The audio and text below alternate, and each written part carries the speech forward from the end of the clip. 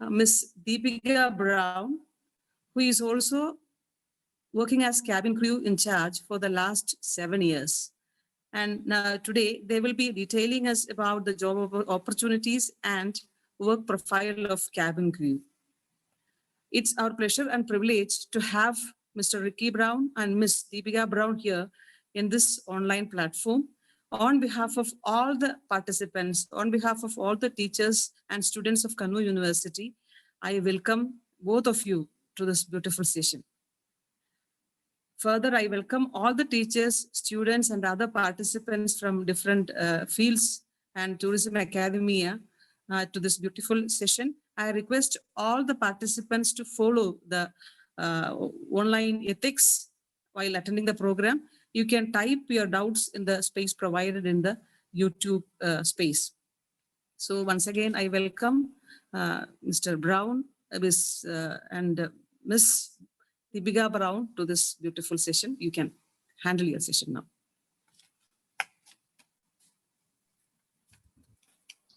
Thank you so much, Ms. Joseph, for such a wonderful introduction and for providing us a platform where we can impart our knowledge and experience to others. Good afternoon, everyone. Myself, Deepika Brown, working with SpiceJet as a cabin crew in charge from last 7 years. And myself, Ricky Brown, working as cabin crew in charge with SpiceJet Airlines, experience almost 12 years in aviation. So today we will be discussing about cabin crew and all the things we'll be telling you that how the cabin crew life is, what are the training processes and everything. We want this session to be very interactive. In case any one of you have any doubt, you can just unmute and you can ask the doubt one by one.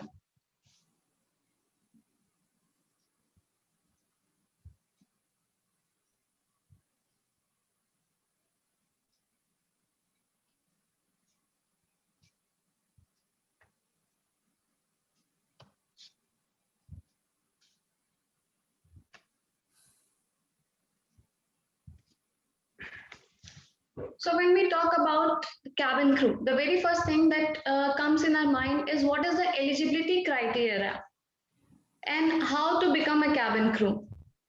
So the eligibility criteria about the age, it is 18 years and above. Qualification required for being a cabin crew is that at least you should pass +2 from a recognized board.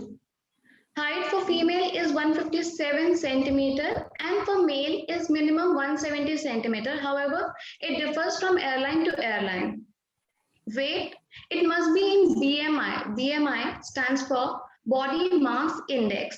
You can check your BMI online also.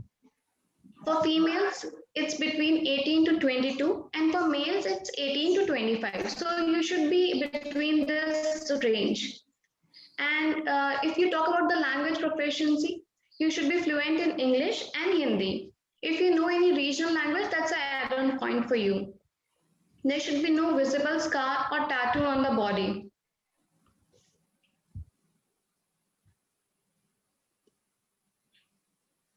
Now we have airlines that are available in India. We have so many airline options available in India, and hopefully in future we'll be coming up with more and more airlines.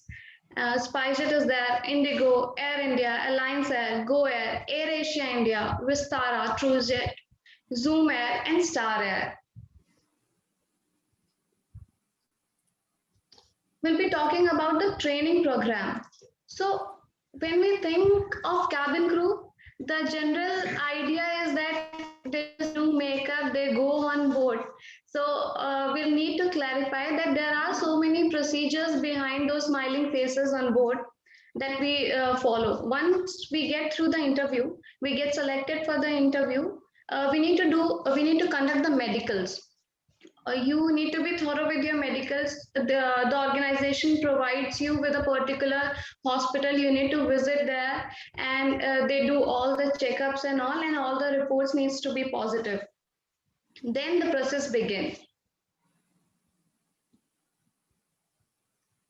So every organization have a different time period for the training in which you are paid also. So you don't have to think that you will not be paid during the training time. It's known as stipend. The salary that you get is known as stipend, and it varies whether you are experienced crew or you are a fresher. However, for that particular time period, you get a different salary.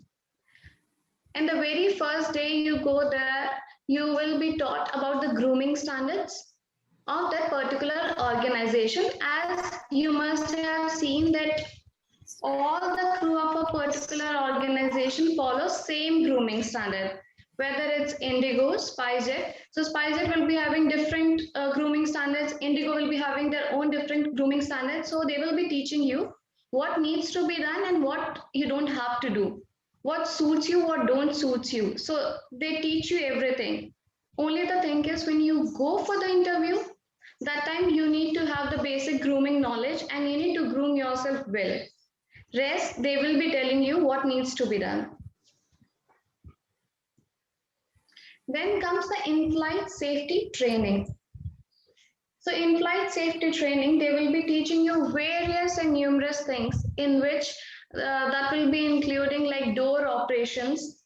Here in the picture, you can see that a lady is depicting how to open a door and the other crew member are watching it, and so they will be having a practical knowledge also. Same way, there are lots of things that needs to be taught in the safety also.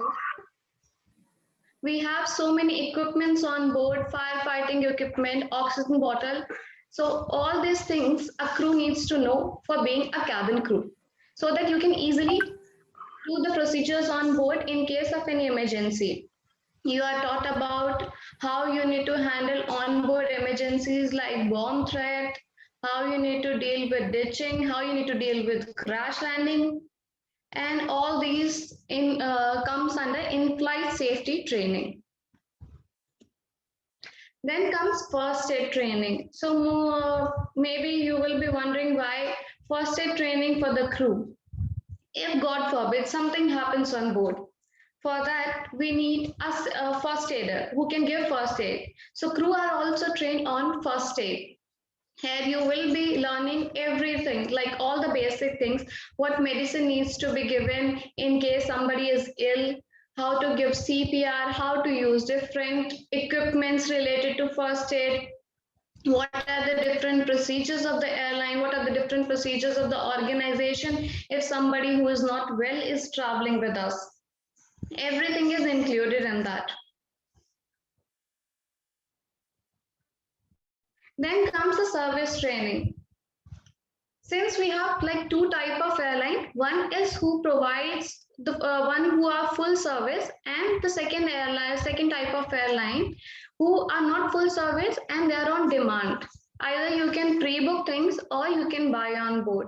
So the service types are different, and every organization have their different rules and regulation. So that also needs to be taught to the crew.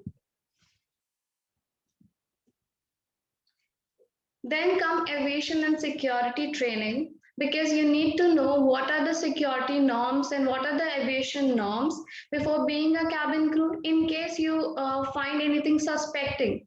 So you can deal with that.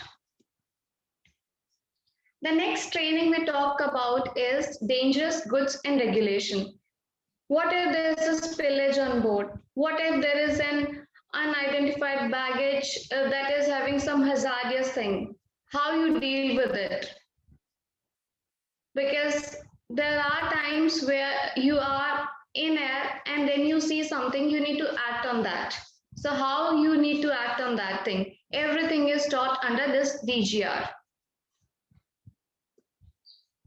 Then come drills. In the picture, you will be seeing a circle formed by the crew. This is a ditching drill, wherein crew wear the life vests and they have to get into the pool.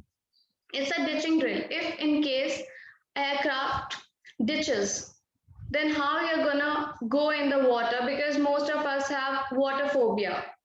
So we need to come out of that. This is a picture depicting a side drill wherein the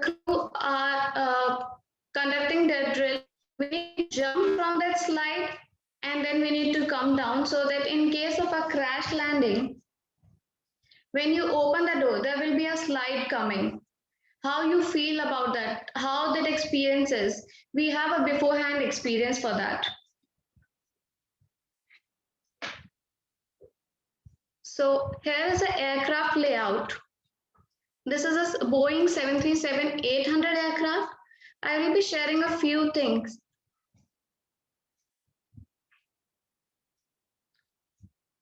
So here you can see the entrance.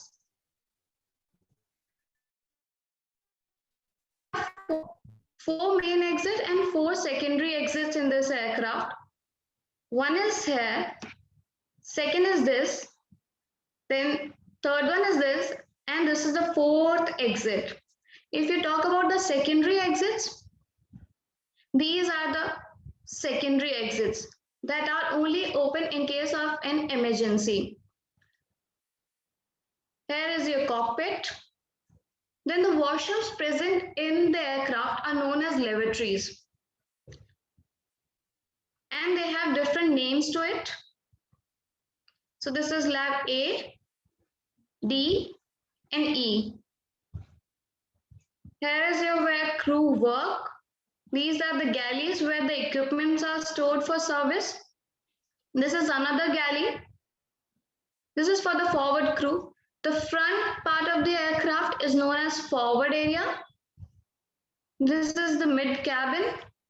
And the back portion is known as aft area of the aircraft.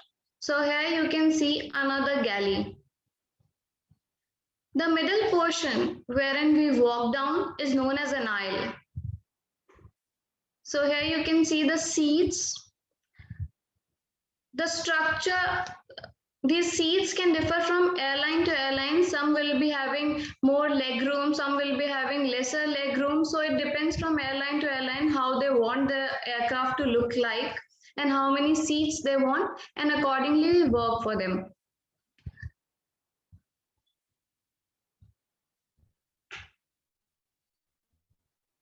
Left side of the aircraft is known as port side. Right side of the aircraft is known as starboard side. So if we talk about the cockpit, here's one entry gate. Port side is where the captain sits and starboard side is where the first officer sits. Next time, if any one of you goes to an aircraft or any flight, you can see if you want to know the difference between who's captain and who's the first officer. One with the 4 epaulets over here, those stripes, will be a captain, and the other one who's coming up with 3 stripes will be a first officer.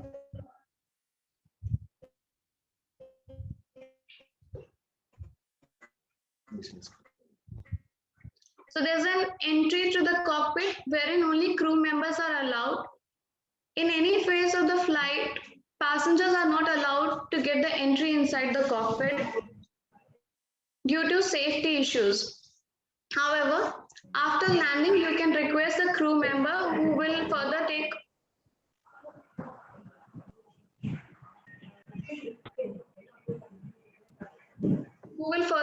permission from the flight deck crew and may or may not allow you to see the cockpit.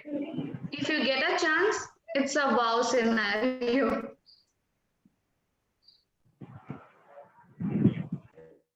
So further, we'll talk about the division of the cabin. Here you can see this yellow part is divided as a business class and rest of the cabin is an economy cabin. Anybody who's having any doubt that needs to be clear?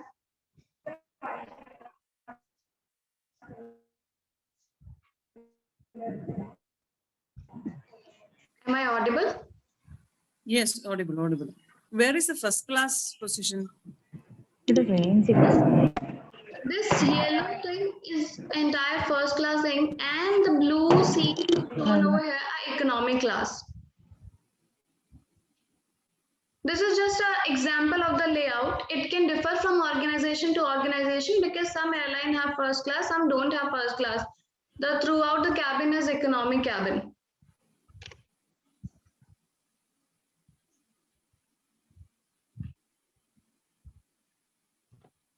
And as I told, this is an aisle where you walk.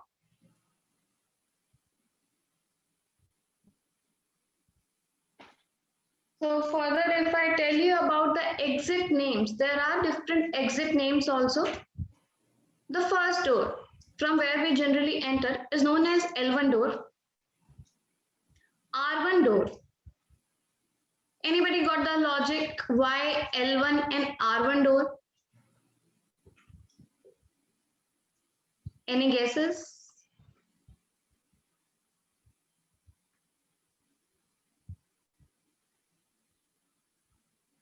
Okay, so let me tell you. Since this door is on the left side, this is known as L1 door. This door is on the right hand side, this is known as R1 door. And these are the very first doors, that's why L1 and R1. Then comes the aft area. The door on the left hand side is known as L2 door. On right hand side, it's known as R2 door.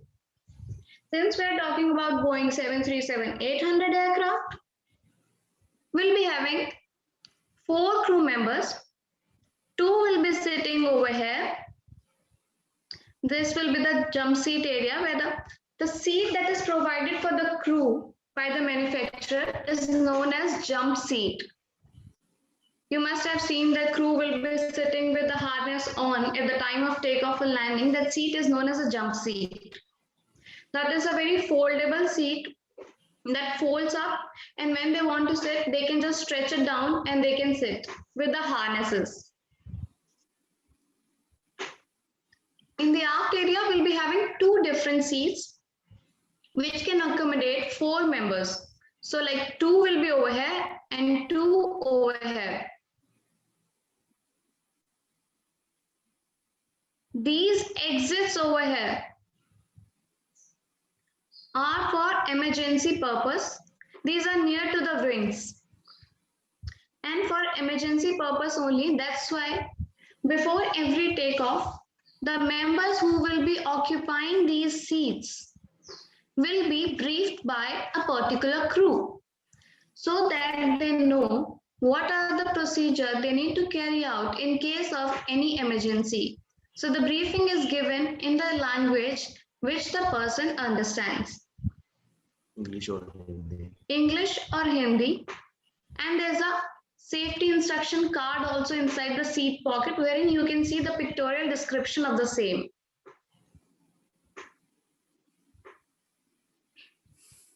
In Boeing, the exit is just like you pull the handle, the exit will open. However, that exit also have a criteria that it will not open once the aircraft is in flight. It gets locked.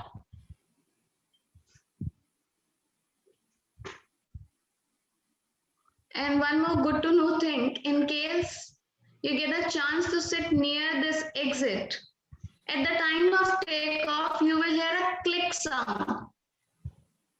That click sound indicates that the exit is locked. That exit is locked electrically. This is the wing area. So here you will be seeing one hook over here. In case of a ditching, ditching means when aircraft is crashing in water. When the aircraft lands in water, that scenario is known as ditching. So everything will be slippery. You need some support to get down. In that exit, you will be getting a rope. That's a big rope that gets attached to the hook over here. And then passengers can get a hold of that rope and come down. Any question by anyone?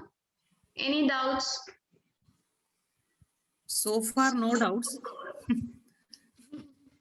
I think everything is clear. We are going well. Thank you. Then you will be having exit indicators also, which indicates where the exit is. Those indicators will be near the exits. That will be indicating the exit in case of a scenario in which you're not able to see. If there's pitch dark in the cabin, the cabin is full of smoke, that exit indicators will help us to locate the exit. And we have stripes over here in the aisle that also help us to locate and go near to the exit in case of a dark scenario. In case of any emergency, those will glow and will take us to near to the exit.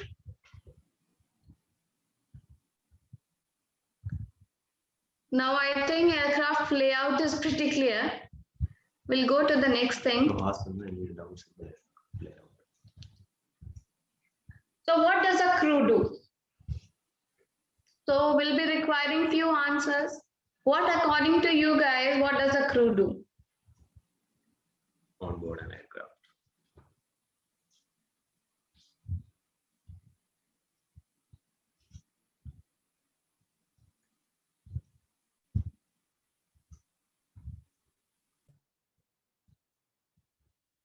Guys, you can unmute and you can tell your answers. What according to you a crew do?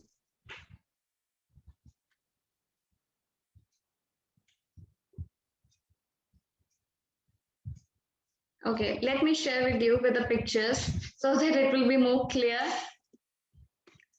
Very first thing, when you are assigned for a flight, you need to report to the airport within a stipulated time.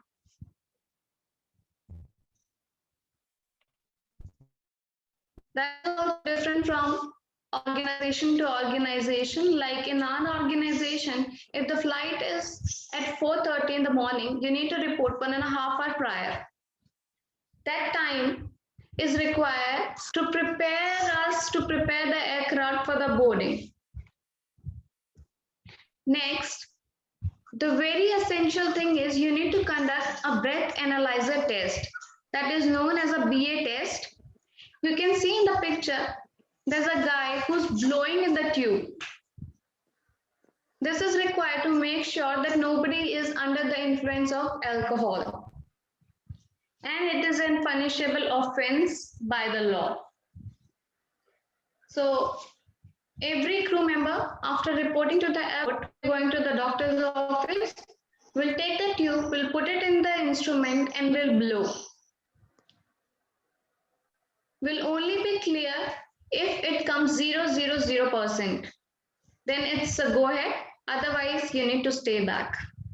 And they will give you one more chance. Then after 15 minutes, you get another chance to blow in. And if you are clear, then you can go for the flight.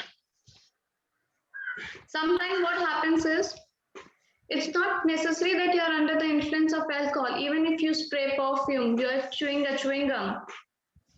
So the machine detects the alcohol percentage.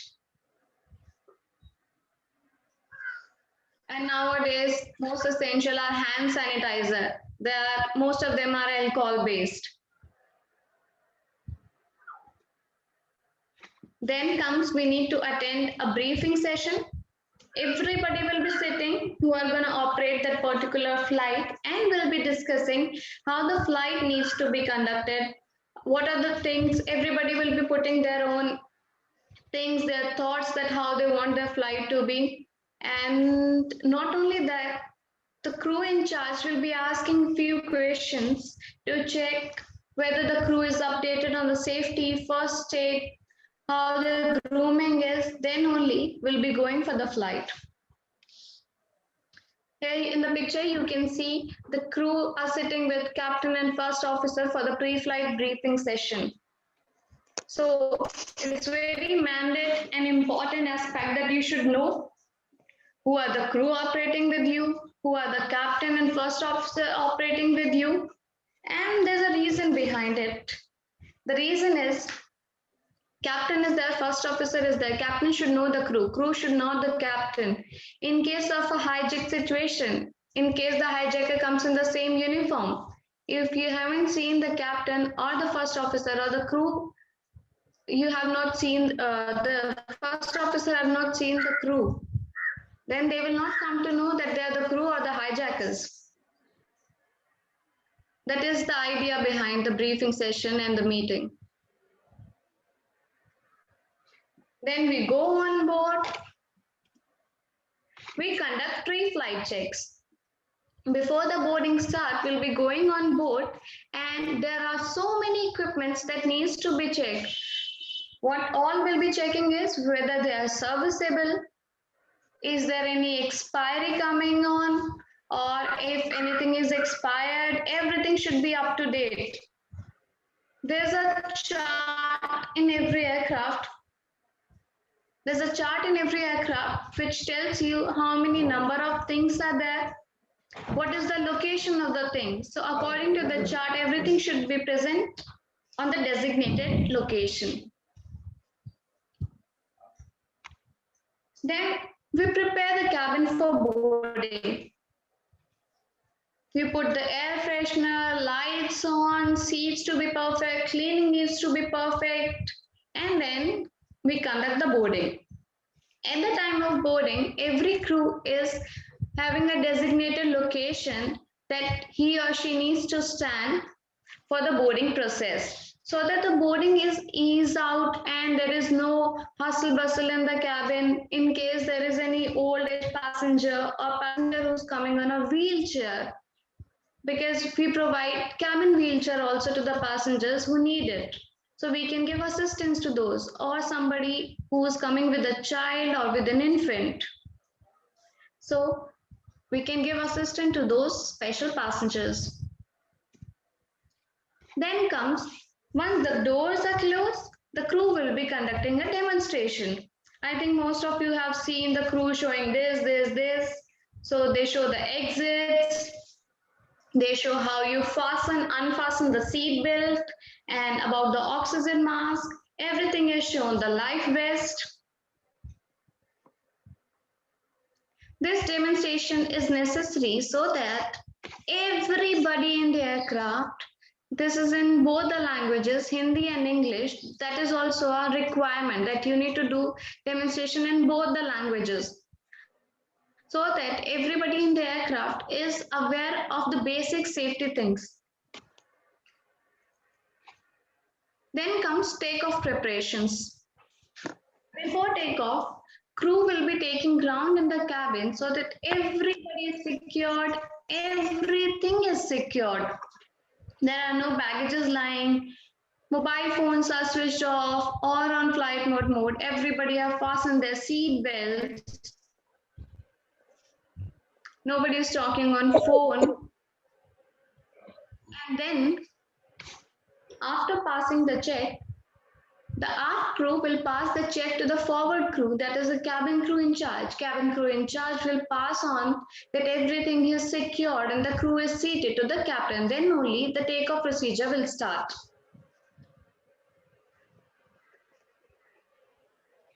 After takeoff, once the seatbelt sign goes off, once the captain switches off the seatbelt sign, because passengers are only allowed to get up once the seatbelt sign is switched off. The crew will be conducting the services, in-flight services. As we discuss in the training process, this all will be taught in the training, that how you need to conduct the services. What are the services procedures of that particular airline?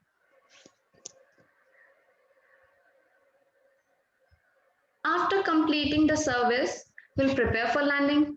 Again, the crew will be doing all the clearance. They will be securing the entire cabin, putting those again points in mind that everybody have fastened their seat belt, everybody is seated, everything is safe. Again, pass the check to the captain, will land. Then deboarding will happen, all the passengers will deplane, and the crew needs to go back to office. One more thing comes in my mind that I need to tell you, that there are sectors assigned to you. If you are flying as a cabin crew, you don't have to do only one sector. Let me give you an example. Like for a flight you are assigned, you start from Cochin, you go to Delhi. Sometimes you only operate one sector. If Cochin Delhi is assigned, that is known as one sector. If not, then you will be going onwards maybe to Jaipur. So you do Delhi, Jaipur.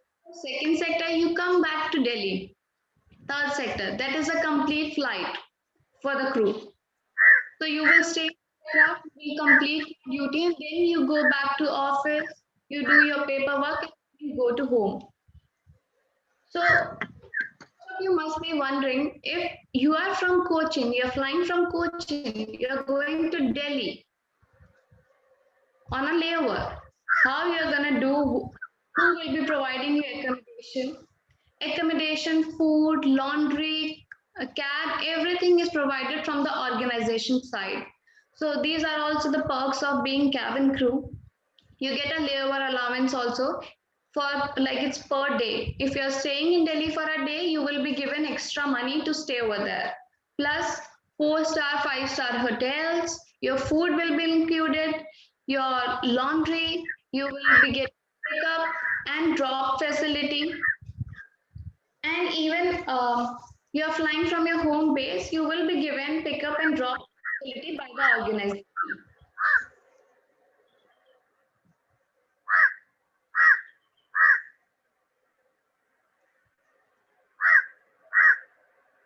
Now, the question arises, what are the career options after becoming a cabin crew?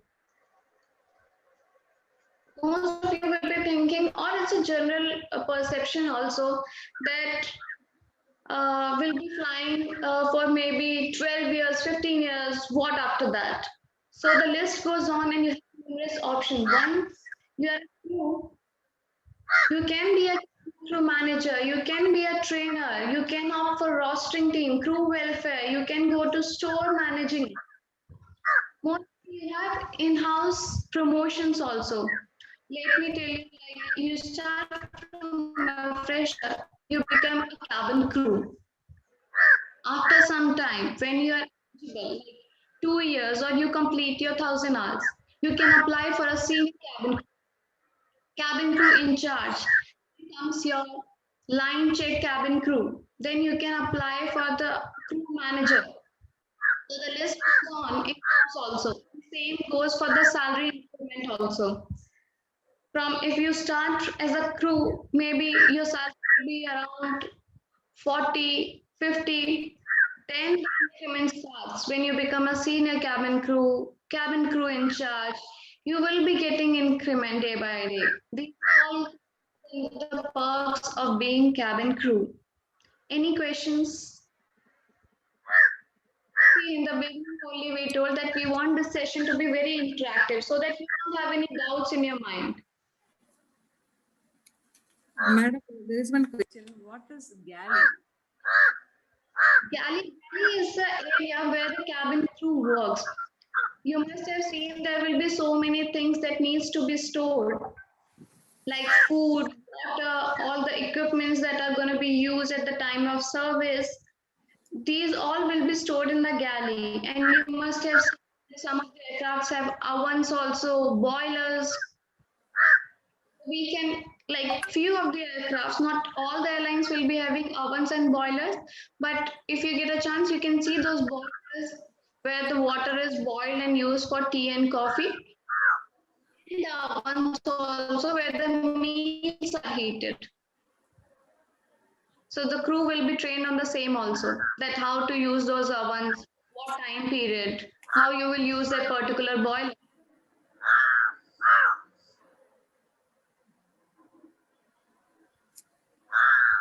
Okay, one more question is there. Yes. In some flight, due to the pressure variation, we may Okay. experience ear pain.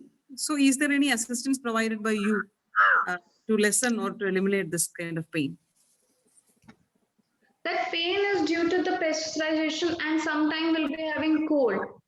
So that pain will increase. At the time of takeoff, what you can do is you can sit warm. At the time of landing, that pain increases because that pressure is getting decreased. The pressure that is prepared in the cabin is getting decreased now. So we do a Valsava movement. You need to pinch your nose and you need to blow the air out. You will hear a pop sound, and that will be released.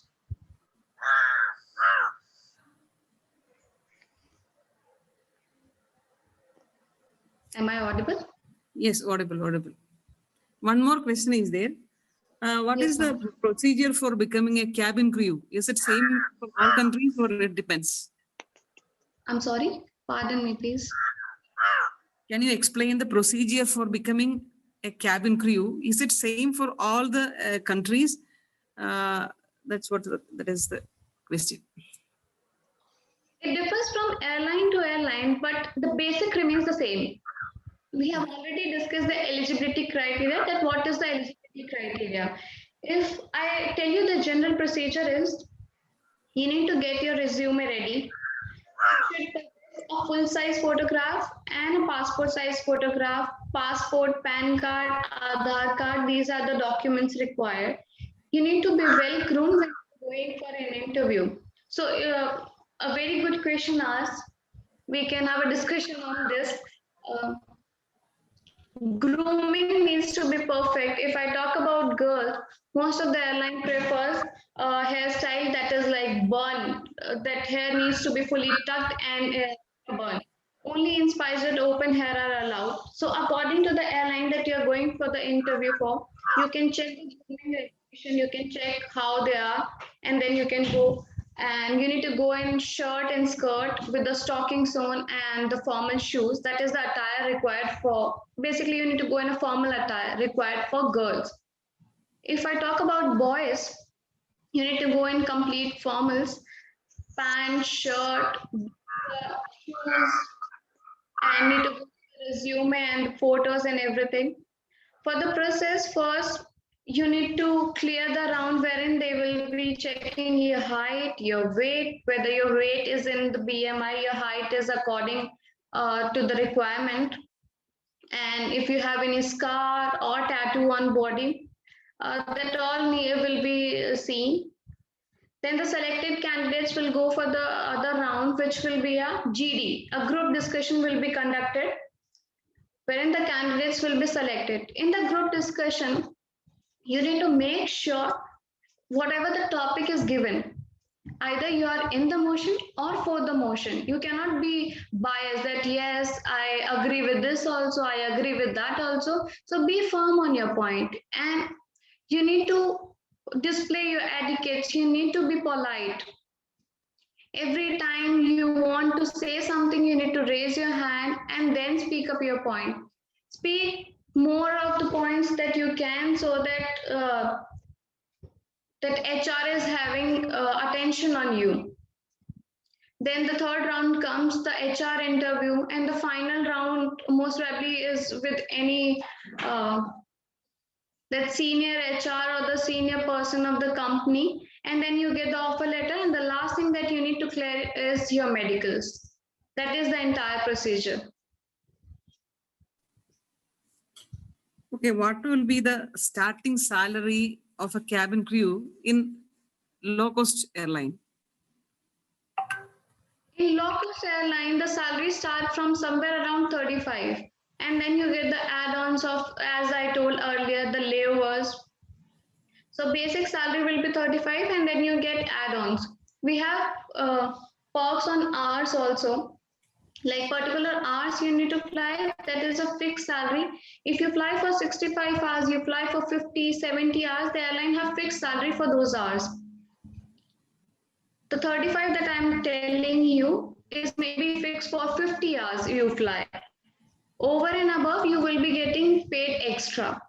Maybe 500 per hour, 350 per hour.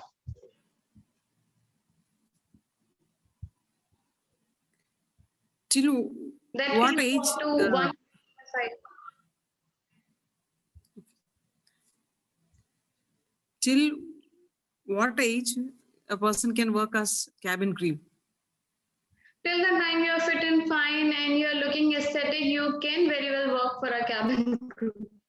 Even in private airlines? Yes, sir.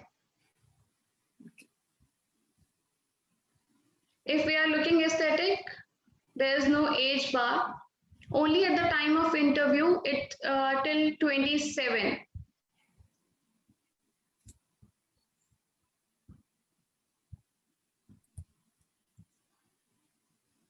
Okay, there is no other question. I think you can proceed. Sure.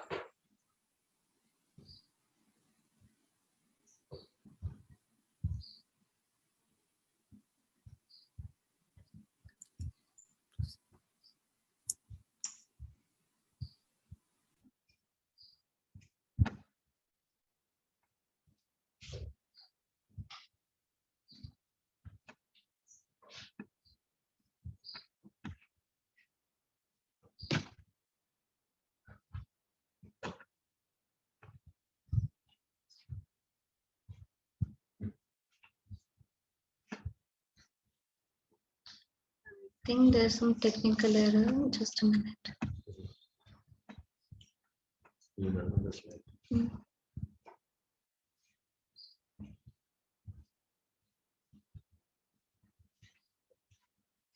So we'll be discussing some of the very prominent question that comes to our mind, being as a fresher that I was having in my mind that what I need to do, because we are so confused if we don't have somebody who can tell us that this needs to be done, that needs to be done. In case you're coming up with more question, you're more than welcome to ask those questions and I will clarify the doubts.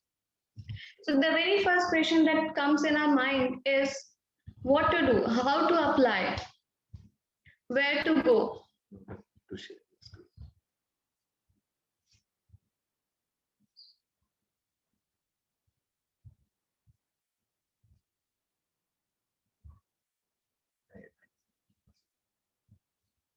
Directly here.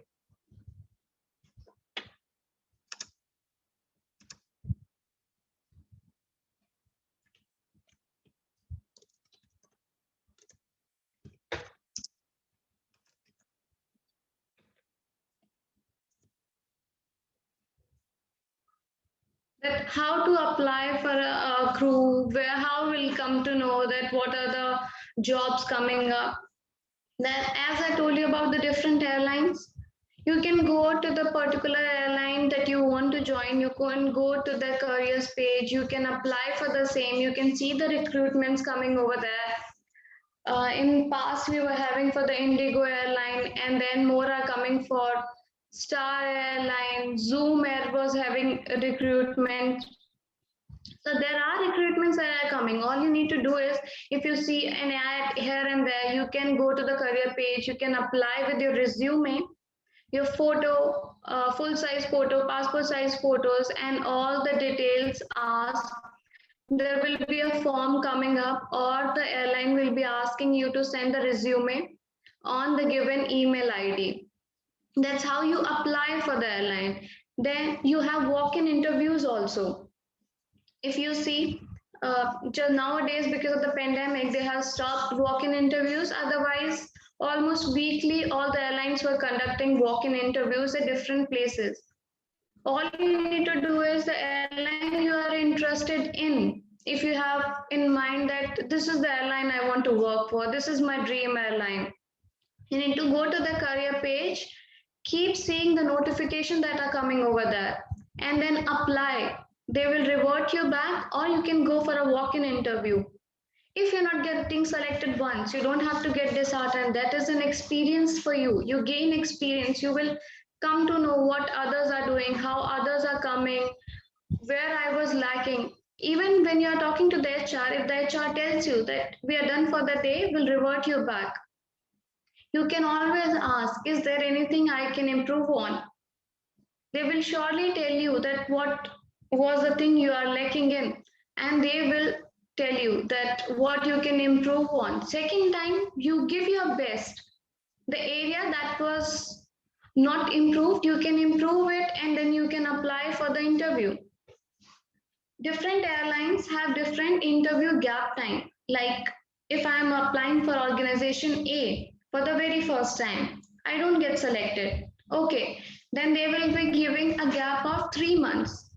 After 3 months, I can apply for the same airline again. And I can apply for another airline by the time. Then comes in the mind, what if I'm not selected as a cabin crew? Can I apply for ground staff jobs? Yes, that is also a nice platform. If you apply for ground jobs, then you have that in-house promotions. In the same airline also, then when the in-house promotion is coming, you will be the first person who will come to know about those options.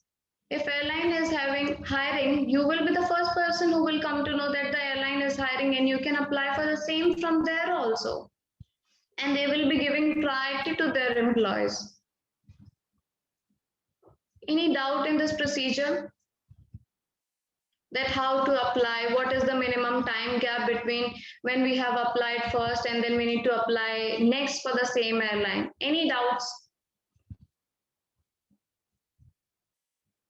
Okay, I will proceed. Then So many scams are going on nowadays.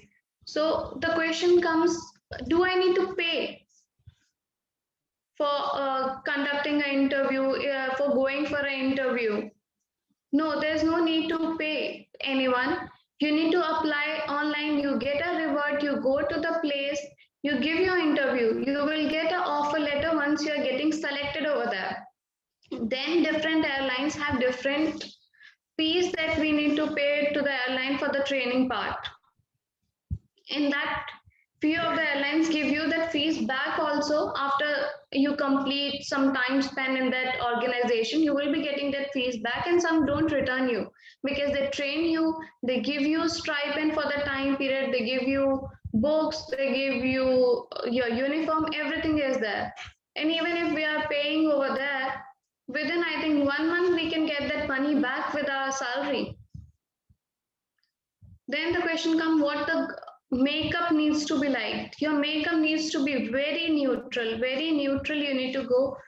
And if you have any blemishes, you have any scars, like any spots are there, you can just conceal them and then you go for an interview with a nice hairstyle.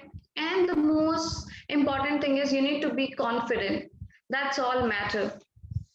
And very nicely you need to display yourself. When you are sitting idle also, HR is seeing you. You need to be very polite with others, and you can have a chit chat with the other candidates who are coming. You will gain knowledge from that also. You don't have to just sit quiet and being tense that my turn will come and what will be the result, how it's gonna be. With everything you're gonna learn. The third question that comes in our mind is, or maybe most of us are not even aware that we'll not be getting a home base. If I'm applying today, maybe for Cochin, the recruitment will be coming, or maybe it will be for some other city. So the basis allotment is pan India. We might need to migrate somewhere else, wherein the company will not be providing any accommodation. They will be providing maybe for 6 to 7 days because you are new over there, you're going for the first time, and then you need to arrange your own accommodation. However, the company will provide you the transportation facility from your home to the airport and will give the pickup also for every flight, or if you're going for any office work. That's what the company do. If you're going from your base station to any other station for conducting a flight, for performing a flight, there you will be given an accommodation by the company. Any doubt in this? Anybody is having any question or anything in mind? There is a personal question about you. That is, what made you to choose this particular career? A nice one. I wanted to be a teacher. When I passed my +2, I wanted to be a teacher. Then my sister was like, you want to be a teacher, why don't you become a cabin crew? All you need to do is makeup. That's what the perception is. All you need to do is makeup and you will be sitting, you will be smiling. I was like, yeah, that is also a nice thing. I will try for a cabin crew.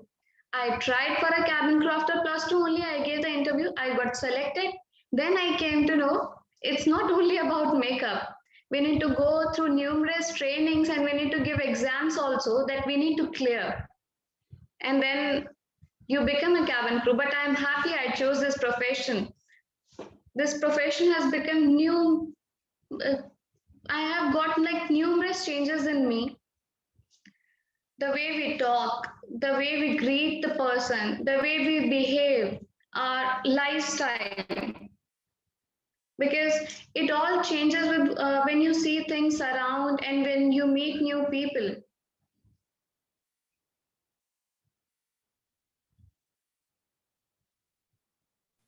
Okay, one more question is there. How tiring is the work of a cabin crew? Will you get enough time to relax? Because you will be flying from one sector to the other, no? So how will be the work then? See, it's all about a teamwork. We go as a team and we come back as a team. So every crew member gives time to each other, because we also need to have a meal. We also need some time to just relax and give time to ourselves. That's how we can give best services to others and we can smile always. So it's all about teamwork. And if you talk about personal life, we get enough time because this is a profession that we have chosen. And you get enough time. It's not that back to back you will be flying. Someday you will be at home for 2 days, 3 days, then you will get a flight. It's not a continuous flight. And I love my job. I love going to other places. When I'm going to Jaipur, I'm going to Delhi, I'm going Kolkata. I just love it because I get chances to explore new places which others are not getting. When people look up to you, when you're walking down the aisle, when you are walking in the airport, everybody turns and sees, see, the cabin crew is going. So that feeling is unexpressible.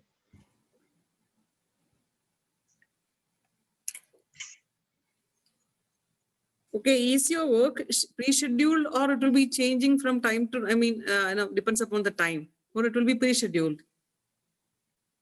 So for a particular time period, let's take an example for 15 days or for a month, you get a set roster. So you can, as the question you asked, that do you get time for yourself? You can arrange or you can plan your things according to your roster. Like first I'm having flight, I know second I won't be doing any flight, or second I will be somewhere else, third I will be getting time. I can plan out my things accordingly. So they tell you in advance. Only in some time, in case of an exigency, they will be changing the flight when the requirement comes.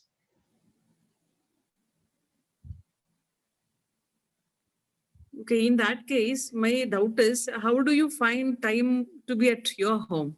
Your home, I mean. Not in Kolkata or I'm not at in home Bombay. only. Like 2 days off I have in between my duties. That off I will be getting at my home base only. I'm based out of Cochin, so I will be at home only those 2 days. Okay, thank you. You're welcome. Any other question that arises in your mind in regards to cabin crew? Yeah.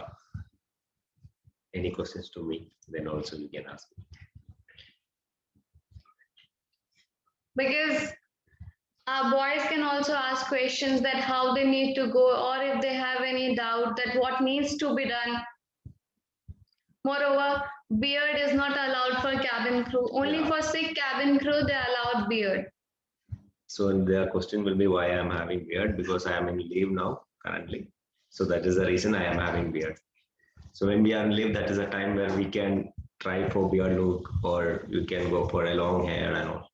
So I am utilizing my leave in a better way.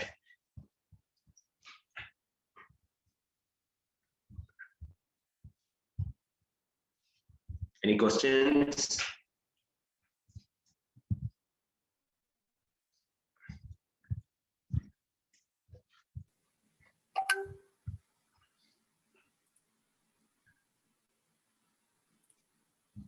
So Okay, we'll talk about the lifestyle of the cabin.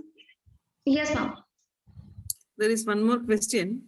How do you handle the people with a different attitude? That means rude people will be there, then arrogant people will be there, VIPs will be there who are very arrogant. So how will you deal with the situation then? That is the job profile of a cabin crew. You need to be very calm. You need to always smile. A smile melts everything. Even if a person is angry and you are listening to that person with a calm behavior, eventually he will calm down. Because if I'm not saying anything to the other person and the other person is shouting, at the end of the flight, he will realize that he was making a mistake. We need to handle everything very calmly. We cannot shout on the other person because he is a customer to us. Because of him, we are getting paid. This is our job profile. Or sometimes we will understand, or we will think about Their side their also. side also, then accordingly we will deal with that. Because there are scenarios wherein the customer have paid for something and they're not getting that thing. When you have paid for something and we're not getting that thing after payment also, eventually we'll get angry because of some or the other reason. So we need to understand the other side also, that why that person is doing so. And these all experience, frankly speaking, will get you so many changes in your life also, and you will be able to deal the situation that are coming on your way in a better way. When you have any problem, or when you will have a situation wherein you need to be very calm, you will be able to do it easily. We operate flight like 2 in the morning, sometime will be starting in the evening, and then it will be next day morning. We need to smile throughout, and you don't have to fake it up. You will be able to do without any harm or without any as a why I need to smile. There will be a smile on your face. Okay, one more question. What all the preparations we want to take for the cabin crew interview?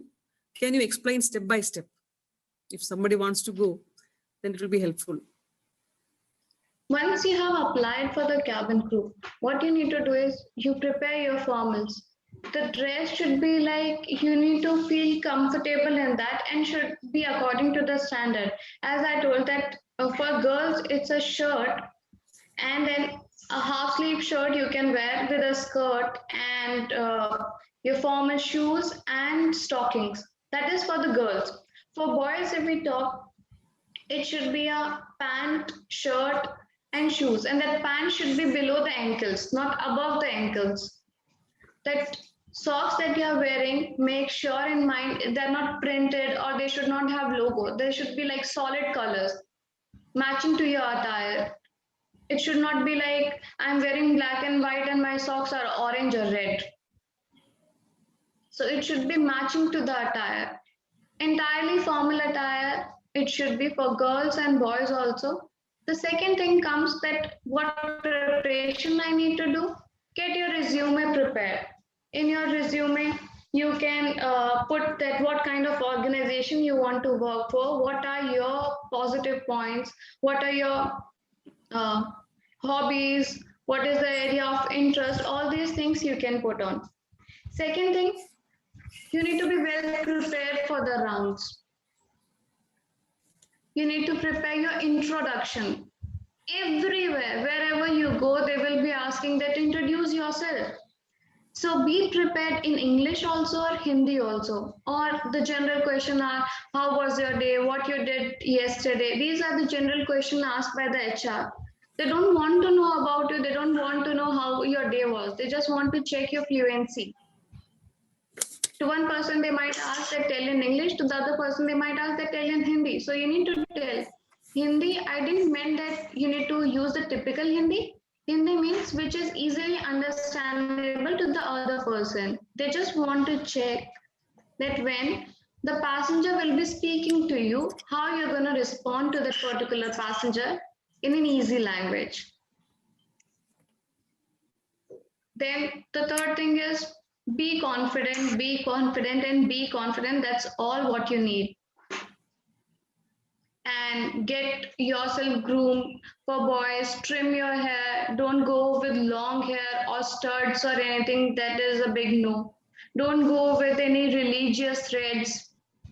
Or for girls also, get yourself well groomed. You don't have to go with a bridal makeup, or you don't have to go to any makeup artist if you have an interview for the makeup. You can do it on your own.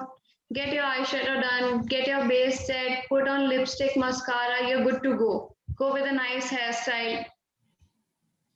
Just the basic bun you can do, or the braided bun you can do.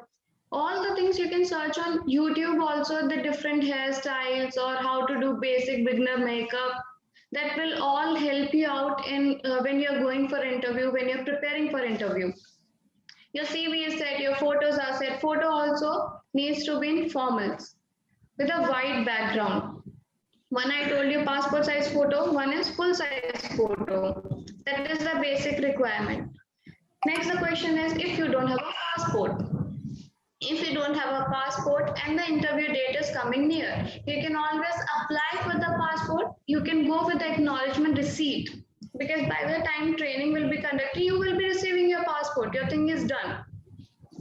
PAN card is must because that will get linked to your salary account and then tax deduction and all the process. So the PAN card is must along with the passport. Both the things you can apply. You can go with the acknowledgements receipt and you can tell the HR that I have applied, sir, and will be getting in the time span. They will be good to go with that.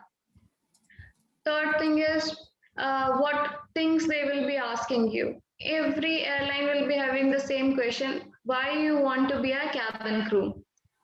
Why you want to be a cabin crew? That is all on you. And the basic question, basic answer that I hear from other crews: I love flying, I love meeting new people, I love exploring new destination.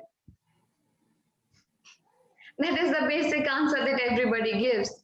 So you can go with your own answer why you want to be a cabin crew. It may be because of the perks, it may be because you like going to new places, Or you maybe salary. because of salary, yeah, because after +2, I don't think there's any other department or any other field wherein you will be earning 40,000 or 50,000. So it can be because of the salary also. They pay you nice and then you can shop or whatever you want to do. That is the basic question. Then the question comes, what is your qualification? You can tell your qualification also. Then why you want to join our airline? Whichever airline you're going for, you can answer for them that why that particular airline. Maybe because that is the best platform. That is you want to be at number one, you want to be with number one. So these are the basic questions that are being asked to a crew who goes for an interview. All you need to do is keep everything in check, make sure that you are reporting. If your interview is starting at 9, you don't have to report there at 9. Be available at the spot around 8 or 8:30 at least. Who comes first goes first. Otherwise, you will see a crowd like anything and you will feel where I have come, and so much time you will be spending over there. And as the time passes, the tension increases. So many people are there. Will I be selected? What will happen? If you go first, you are so relaxed, even HR is relaxed. So everything will happen smoothly. Always report on time, and it's even better to go before time so that you see the surrounding, you talk to other people, you get to know their opinion also, that what are their preparations, what are your preparations, everything is settled and you're in a calm mood.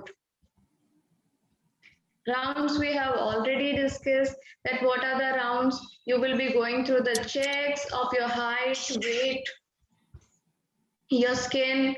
Then second, they will be conducting a GD. For GD, they will be calling at least maybe 5, maybe 10 people altogether. They will ask you to speak on the motion, for the motion or against the motion on a given topic. Maybe if I talk about like the ongoing topic about that farmers thing, or women's security in India. So either you need to be for the motion or against the motion. You decide in your mind. And this it will be like the very best thing if you be the first one to start the topic. So you always start the topic will be like greet everybody nicely, very calmly, that good afternoon everyone. Today I, Deepika Brown, will like to speak for the motion of the given topic, and then you tell your view. What are your views about the given topic? And it's not that once you have spoken and then you have an idea coming in your mind, you can't speak. You can always raise your hand when the other person is speaking, because you cannot interrupt when the other person is speaking. So raise your hand calmly and wait for your turn. The HR will come to you. You can tell the point that has come to your mind. Second thing in the GD, if Mr. Brown is speaking about something and you don't agree to him, again you can raise your hand. HR will come to you and you can tell that, as my dear friend said, I don't agree with the same. I have this idea. So you're coming up with your ideas. You're getting the attention of the HR. This all will make you gain points, and HR will know, yes, this person can speak in public, this person has caliber. Third round will be your personal interview. Personal interview, they will be asking you why you want to join us, what is your self-introduction, and few more questions, that what you can do, will you be able to relocate, all these questions. So you need to be prepared for these things. I think we have discussed the entire selection process, and everybody knows that how they need to conduct and what they need to do. In case somebody is still having doubt that what if they ask this, I'm not sure about this, then what we need to reply, you can ask us if you have doubt.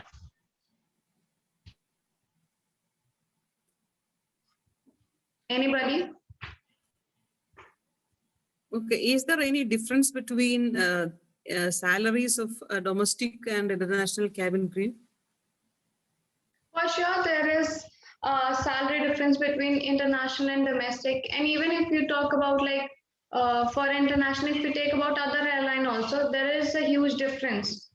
That's why most of the time people after gaining experience in domestic areas go for international. International even hire freshers also. Whenever you get any chance that you see that interview is coming, please go ahead and try your luck.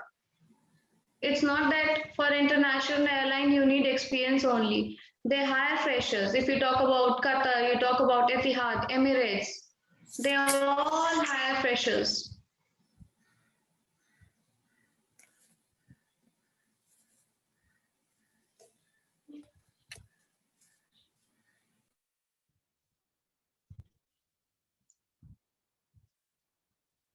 And if you talk about like there are airlines which provide in India which provide you international layovers. Earlier we talked about that we are going for a flight, we'll be having a layover in Delhi. And I told you, you will be paid a particular amount for that. If you go for an international layover, airline provides you layover allowance in dollars.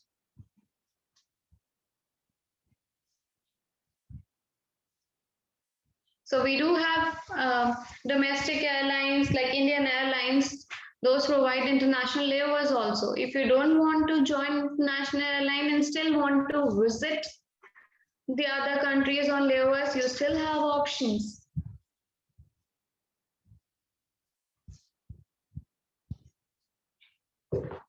So shall we discuss about the perks that you get being a cabin crew? Most of the time for cabin crew, people will be asking, can we get free tickets? Because people are not aware that what perks the person is getting from the organization. Are we good to go to discuss the perks? I think everybody has muted their videos and they're just ready to listen. So the perks that you get, if you are an employee, you are flying as a cabin crew. You cannot give free tickets to somebody. However, you and your family members can enjoy the same. You will be getting particular tickets wherein you have to pay only taxes, maybe like 500 rupees, 400 rupees for a particular ticket, and you can fly wherever you want to. Second thing, you are getting 4-star hotels, 5-star hotel. Whenever you are going for a layover, you're getting those hotels. You're getting free food, free cab. Even if you see a person who is working on a manager level, most of the companies don't provide any transport to the person. They have to come by their own. The pickup and drop facilities are not given, but for the crew, the company gives pickup and drop facilities also. You get the uniform from the company side. And most of the time on different airports, on AEPs, you will be getting discounts also. From company side also, on your makeup product, there will be so many brands that the company will be telling you that on this particular brand, if you show your company ID, you will get this much discount. Same goes for the hotels.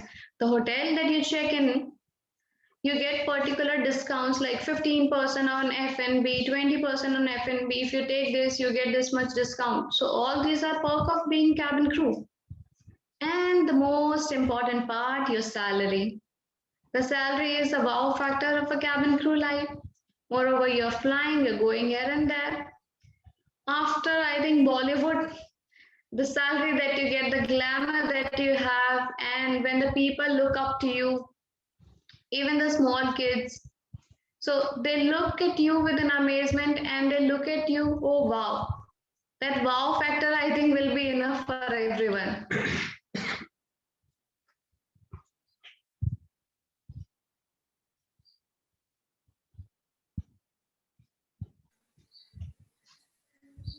Any question regarding the perks?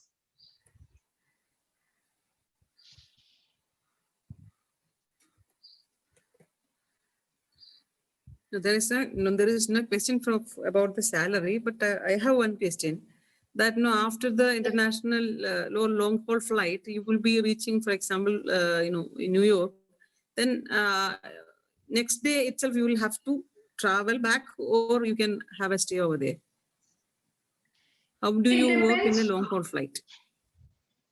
It depends where you're going. So DGCA, Directorate General of Civil Aviation, have set few rules wherein they have said that this much rest to be given to the crew who is operating for this much period of time. If I'm operating for like 6 hours, for 8 hours, I have a particular set rest. The company can go over and above, but they cannot give me minimum rest than that particular time.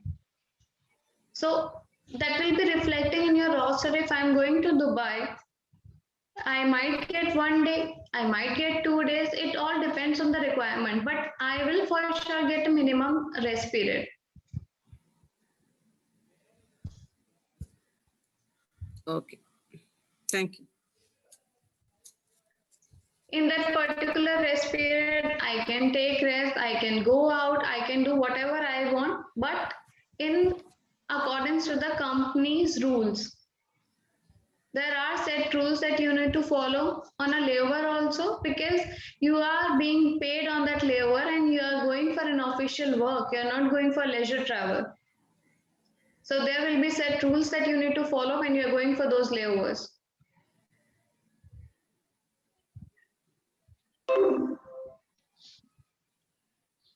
So when we talk about those set rules, people will be thinking that what are the set rules? Are they harsh? Or we need to follow the rules like the clothes that we wear on the layover. And if we are going to Jeddah or any Saudi country, we need to wear hijab because that is the requirement of the country. Sometimes there are requirements that are asked by the country, and there are rules laid by the organization also when we go on a layover.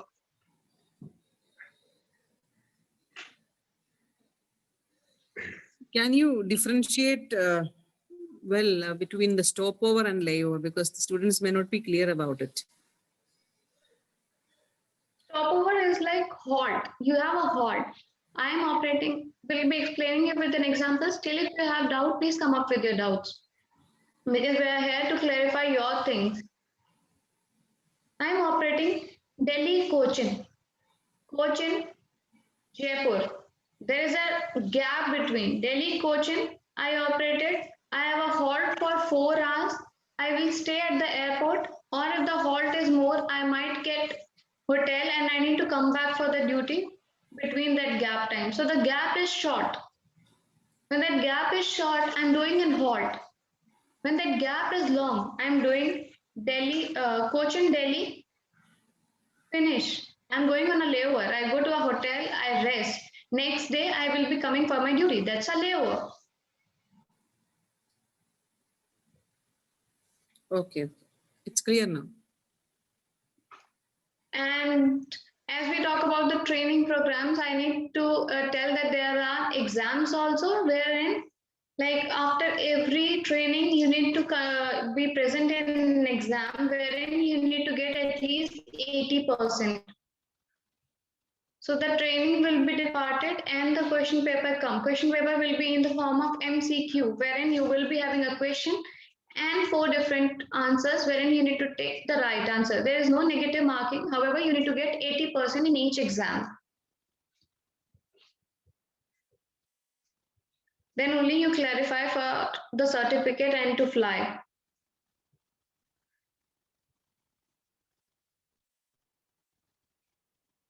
Any doubt in the exam scene or any other query that we have so that we can clarify those queries?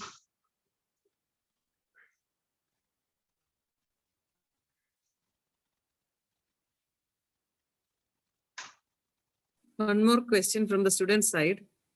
What are the causes for losing the job? Maybe, how will you lose the job in an airline? First of all, when you get BA positive, as we discussed, we have a breath analyzer test. If I don't get through the test, if I have that alcohol percentage that shows in that machine, I will be suspended for a gap of 3 months. 3 months, I won't be getting paid. I have to be at home.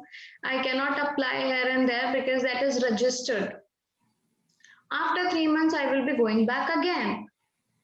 If again I blow and someday I get the BA positive, I am terminated from the company.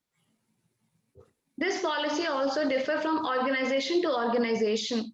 One organization may terminate an employee on the first go itself, or the other organization may give an employee a leave without pay for some time and may ask the employee to come back. So this is the scenario number 1 when you are BA positive. Second thing is, when in the initial training only, you don't clear the exam. You don't clear the exam, you will be giving second time, third time also you don't clear the exam, you are out of the company. Third thing come, every year you need to go, like you obtain a license, there will be a license given to you that on this date you cleared your exam, on this day you cleared this training. You will be having that license, you need to fly with that license. Anytime DGCA person or any your organization person can ask for that license. You cannot fly without that license. Then every year you need to go for the renewal of that license. Maybe for that training you don't clear the training. You will be giving few attempts. In those attempts also you're not able to clear the training. You are terminated. These are the things wherein you lose your job, or there are policies that you didn't follow. When we open the door, there's a sometime if there's a procedure. If because of that procedure is not followed and the slide deployed, you are terminated because that was your negligence.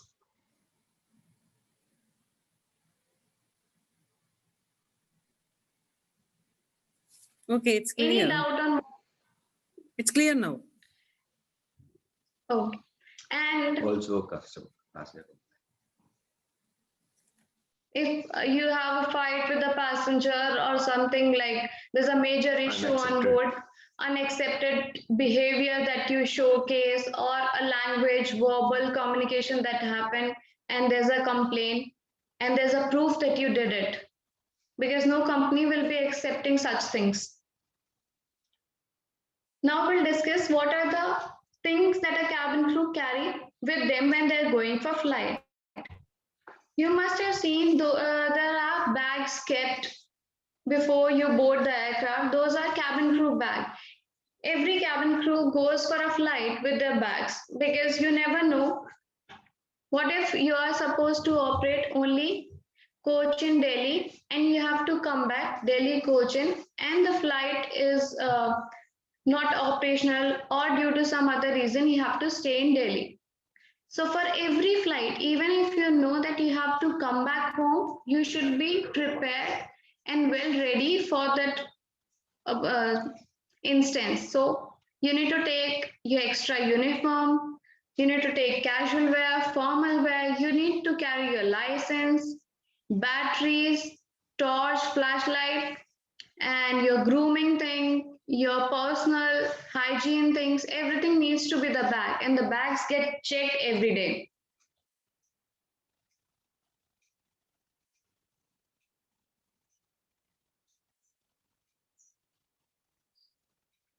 Anybody who have seen those bags kept before the boarding, Maybe at airport.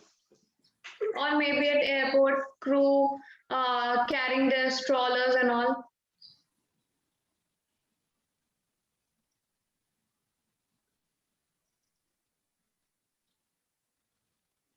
The question arising in the mind that what they are carrying in those bags.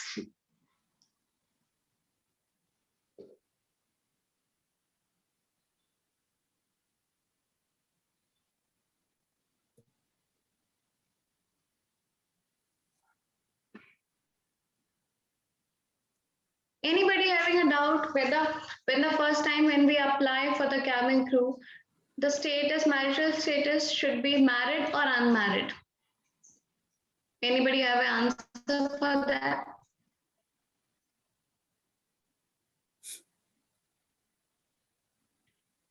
Guys, it needs to be an interactive session.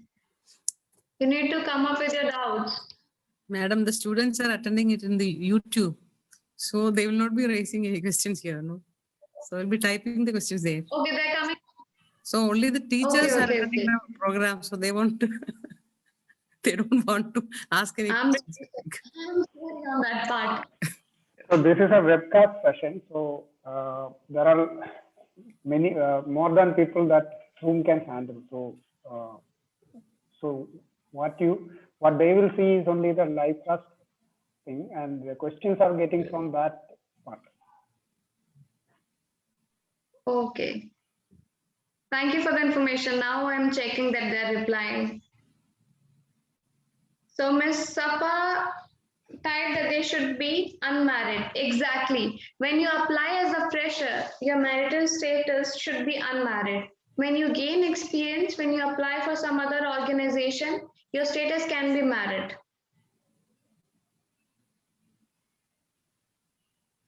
Mr. Muhammad wants to ask some question.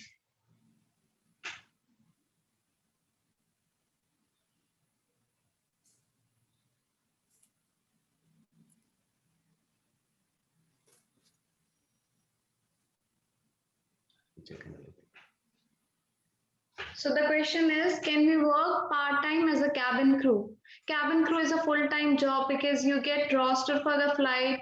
You have different flights throughout the day. And so it cannot be a part-time job, it's a full-time job.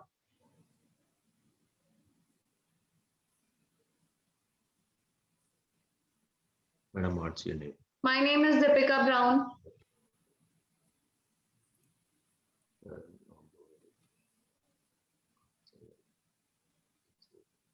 They have one question about the emergencies, handling emergencies. Okay.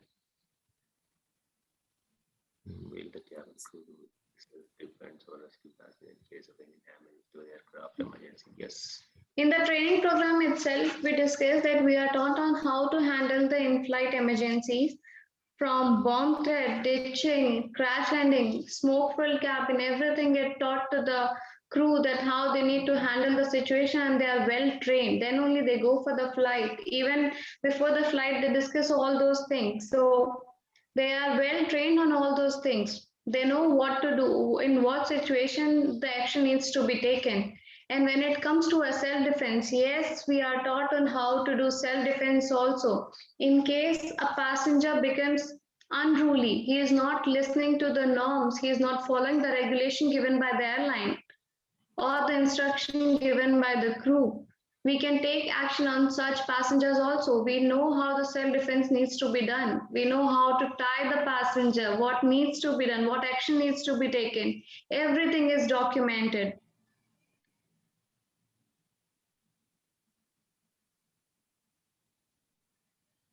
Another question is beauty need for this job.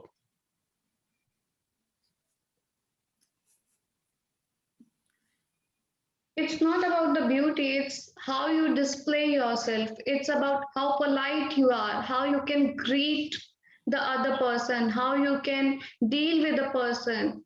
It's all about hospitality. It's not about beauty. Another question, one time, can you talk Malayalam, please? And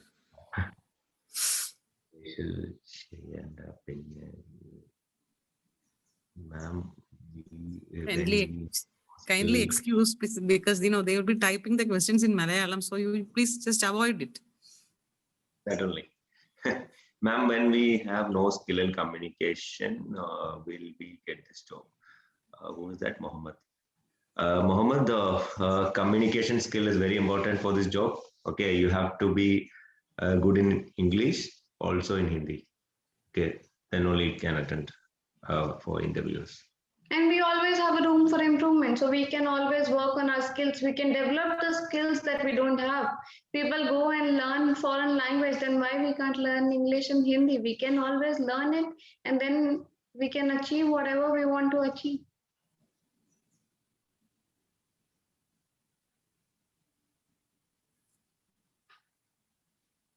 What food we get? So is it like being a cabin crew, what food we get? Even on board, cabin crew will get food from the airline part. Different meals will be uplifted, both veg and non-veg. Sometimes you can tell your preference also that you are a vegetarian or a non-vegetarian. So basically 3 veg meal, 3 non-veg meal gets uplifted for the 6 crew members on board, and then you can go ahead with your choice. For each sector, different meals are uplifted. You're doing one flight, that is Cochin Jaipur, one meal will be uplifted. For the second sector, another meal will be uplifted. Most of the organization even provides goodie bags wherein you have different eatables like fruit, your snacks, wafers, everything is there in the goodie bag, noodles, so you can have whatever you want according to your choices. Even they get you yogurt, curds, so many things you will get as food. Excuse me. No, I request you not to see the YouTube comments, because it will be written in Malayalam and they will be playing with. So I don't want you to take that pain. So I will raise the questions if genuine one comes. Sure. Okay. So not only on a layover, even if you are on board, you get the food from the organization, and everything is available over there. For the passenger, it's a set menu that different things comes on board, and then if it's a full service airline, you need to do service for everyone. If it's a buy on board airline, you will have options that you can give to the passengers, and then accordingly. So there are 2 type of different service airlines also. Few airlines are full service airlines and few are buy on board. Full service airlines will be having those platters and everything for all the persons on board. Even they can choose veg, non-veg, and then accordingly you have to serve. Now the question is how you will come to know who have pre-booked what. On board, we'll be getting a list of all the passengers with the names and the seat number, and if somebody have pre-booked something, even their date of birth. We have the birthdays written also in that list, and we'll check if any birthday is there, so that to make them feel extra special on board, we go and celebrate their birthdays if time permits, and their bookings are also written over there. You get from that list, we have so many information. You get to know if somebody is from defense, any doctor on board.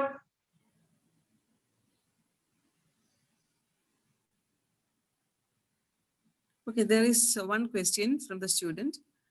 Can pilot and cabin crew communicate each other during flight? Yes, pilot and cabin crew both can communicate to each other during the flight. We have a phone, so we know the code by pressing which we can communicate to the captain, and the captain can also communicate with us if they want anything. In flight also, we go several times. In case captain needs something, we go inside the cockpit and we serve them and we come back. In case we need to pass any information to the captain, we can just press that button and we can communicate with the captain whatever information needs to pass. Okay, how many hours of work will be there in a month, average?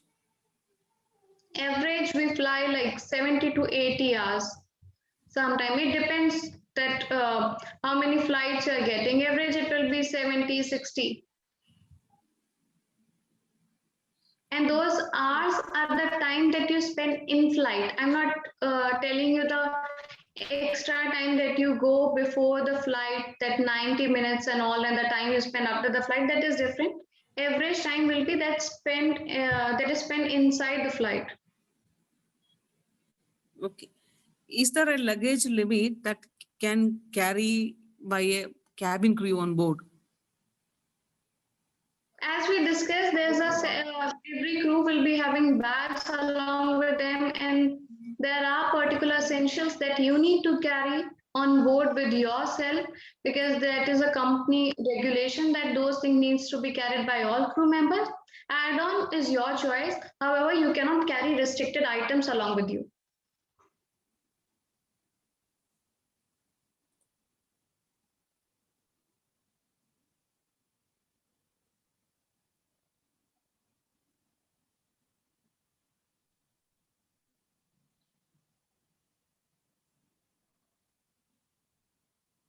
Now, one student is asking a doubt. After the degree, he wants to become a cabin crew. So what is the best possible step, immediate step? So the immediate step is, as we discussed, that so many hirings are coming, so many new airlines are coming, that Star Airline was having hiring, Indigo was having hiring. So you go to the different airline and the career pages, and then you can apply for the same. They will be reverting back you for sure, because of the pandemic, no walk-in interviews are happening nowadays. And we have restricted international travel also.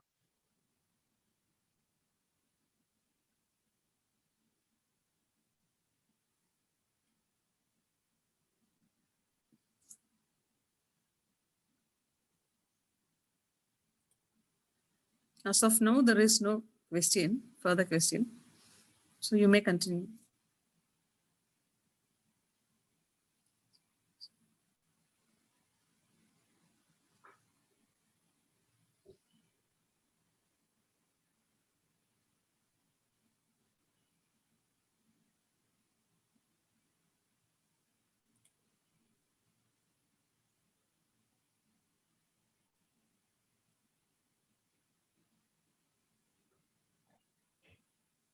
So cabin crew is a general term that is used for the crew who are working on board.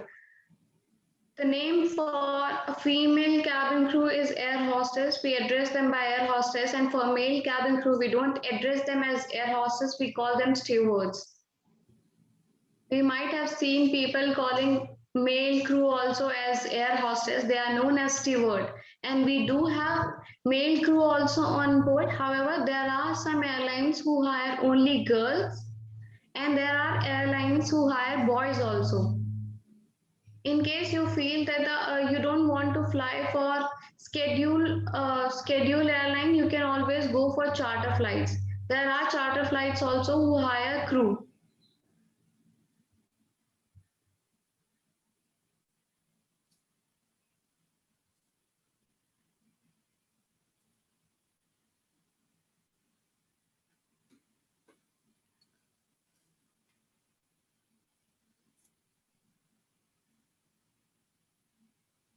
Now, no more questions. If anything to explain more means we can continue. Otherwise, we can wind up the session, madam. No problem. I think, Ms. Joseph, we are done with, we have covered everything and we have taken all the queries. Okay. I'm Anything, also very, anything you would like to add on? No, not very much. Leila. Any query you have, Ms. Joseph, regarding to the same? From this, even from there is no questions coming as such. So we have cleared all the doubts, I think. So in that sense, we can wind up if there is no question. Certainly. One second. There is one question. Turbulence or emergency on board experience. What will you do when there is turbulence? Turbulence also we have set protocol for that. Like there are different type of turbulence. One is expected, one is not, which is not expected, and which is not forecasted. And there will be different levels of turbulence. One will be mild, then severe, and slight turbulence, extreme turbulence. So there are different levels. According to the levels, the crew will be acting on that. Sometimes the turbulence is so much, it's so severe that we need to suspend all the services. We need to take the seat wherever we are. We need, if we are conducting service, we need to park the car then and there. And we need to make the announcement. We need to tell everybody that please be seated. Whenever you are in flight, please follow the crew's instruction. They are for your beneficial only. And that nobody is allowed to go in the lab till the time captain will put on the seatbelt sign. Till the time that seatbelt sign won't go off, the turbulence is fine. There is nothing serious. Everybody needs to be seated, and then normal procedure is carried out. In case of emergency also there are two type of emergencies. One is planned emergency and one is unplanned emergency. Planned emergencies are those emergencies wherein we know that something is going to happen and we need to make this emergency landing. Unplanned emergencies are there where we are not aware of the thing, and because of some technical glitch or something else happen and that situation arises. For that also, you have a set protocol. If a planned emergency is there, what you need to do. If unplanned emergency is there, what you need to do. Okay, can you share one of your experiences that you had during emergency or high turbulence? They're asking for to share your experience. There are numerous experiences. There was one flight wherein we were operating from Delhi to Goa, and there was captain, commander was there, and first officer was also about to become a captain. So he was in the captain seat. However, on the first officer seat, there came a window crack. Something hit it on the window and the crack came. We landed. Somehow we were not able to take off from there. And before landing, only captain told us that this is the scenario. In case it was not exactly the emergency, but he told that in case I tell you, you need to call out all the procedures and all, and we were mentally prepared that what we need to do and what we don't have to do. So everything was set, but by God's grace, we landed safely and everything was fine. There are many instances wherein while landing or takeoff, there will be a bird hit. So bird will die on that window of the cockpit, and then we need to carry out the procedures.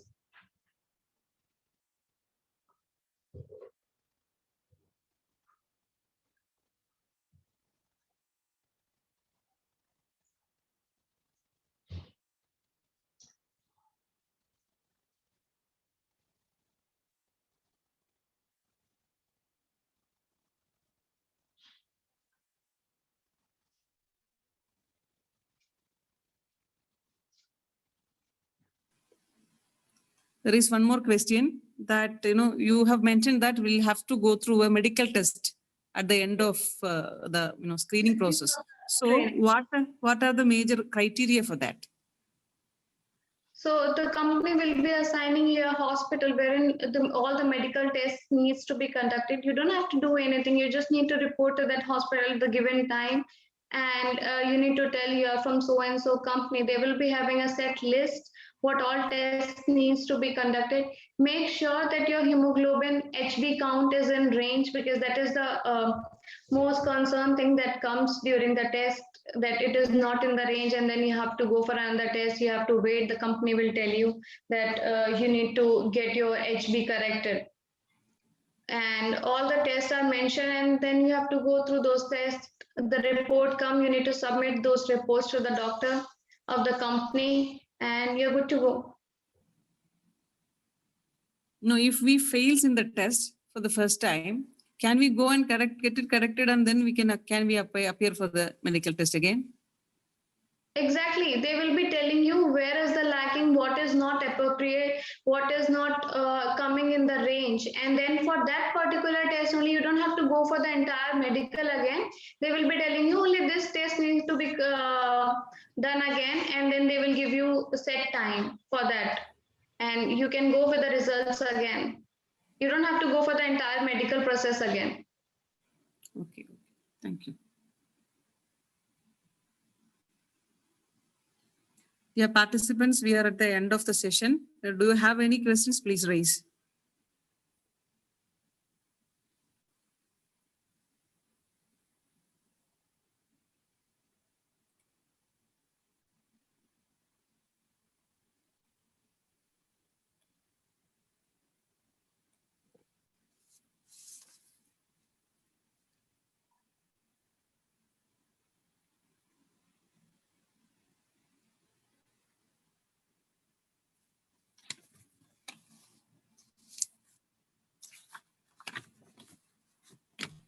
I think we have no questions further.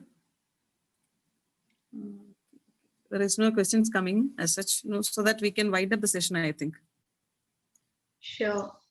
So Okay, we wish you all. We have almost, had a session of 2 hours. So I know that how much tedious it is. So anyway,